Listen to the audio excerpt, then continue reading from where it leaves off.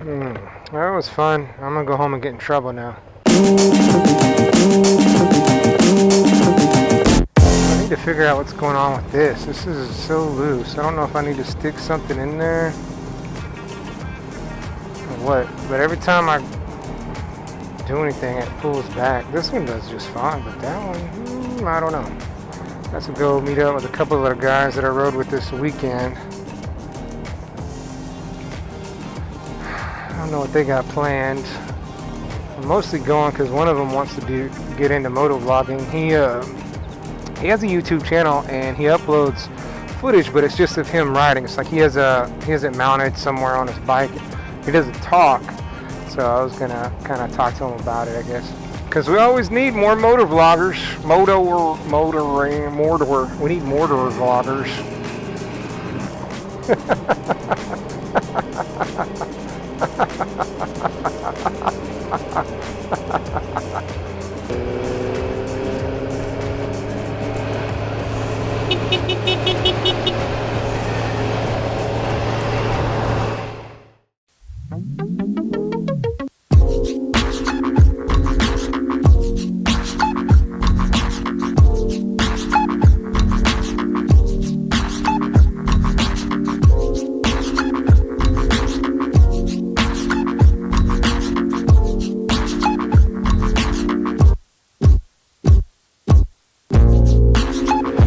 On the group ride, there's 5 of us.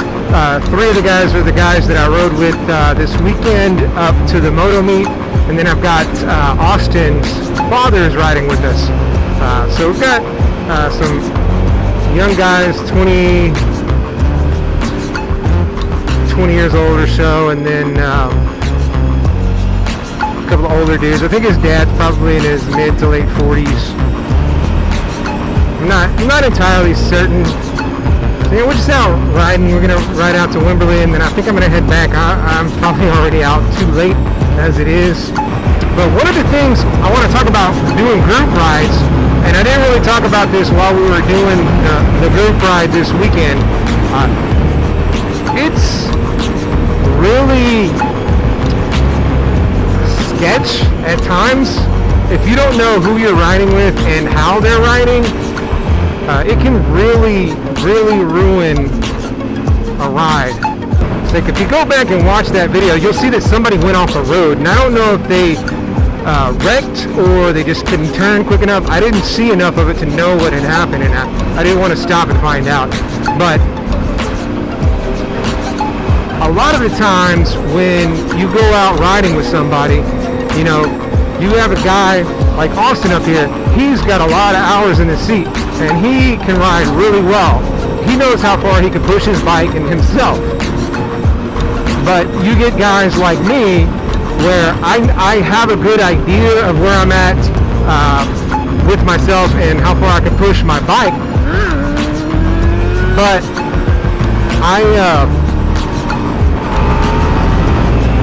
I'm not quite to his level. So if I'm out riding with him and I'm trying to keep up with him, I'll lose. Like, I don't mean it's a game or a competition, but I'll lose control. I'll lose confidence. I could hurt myself, my bike, some other people. I didn't really enjoy the group ride as much as I wanted to because there was just a lot of people in a very small space. This road here is wider than the road that we were on for the most part. And a lot of people were just kind of pushing themselves a little further than I would have liked to have. I mean, we didn't get over like 50 miles an hour for the most part, but in my opinion, I think that like smaller group rides, and there's people that don't like group rides at all, but I know these guys, and I know they like to push, but they also know the limits and they're aware of who all is. So like the saying goes, you know, the chain is only as good as the weakest link. So when you're on a group ride, if you got a bad rider with you, whether that rider is you or somebody else, like that's going to really decrease your fun. Also, if you don't have the same goals in mind, like in this case, we're out to ride the curvy roads and we're out to ride them quickly. Whereas if we were with some other people who are just out for like a Sunday stroll, you know, like on a cruiser or some other, you know, if they had some other goal in mind, just getting from here to here, like here to there, like maybe we're going, you know, hey, we're going to meet up here, we're going to ride out, grab a bite to eat, get a drink, go watch a movie, whatever, you know, the case is.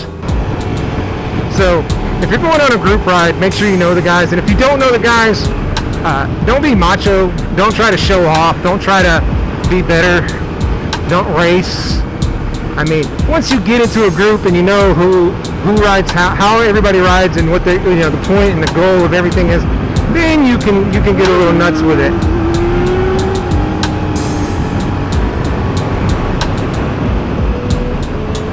But until you get to that point, you're doing a disservice to everybody involved. Because if somebody gets hurt on a ride, that ruins the ride, because now people are going to feel bad because of whatever reason. You know, you got hurt. I mean, there's people that have gotten killed, you know, on group rides because they're not doing what they're supposed to be doing. And it's a weird, I guess it gives a false sense of security because there's so many people out there. But you know, when you're out riding normally, like, you have these dangers to watch out for: the guardrail, the fence post, the gravel, the oncoming traffic, people pulling out from intersections. You know, you have all these problems that you have to deal with, and then you add a bunch of bikers that aren't necessarily staying in their lane, or, you know, maybe they're riding just outside of their abilities, so they're putting people at risk. Those are all, you know, within the group ride, you're adding extra dangers that you don't necessarily need. And really what you want is, you want to remove as much danger as possible. So as long as everybody's on the same page and knows everything that they need to know, then it could be a very good ride. But, you know, you get some numbskull who's out for a different reason, and it could really ruin everybody's good time.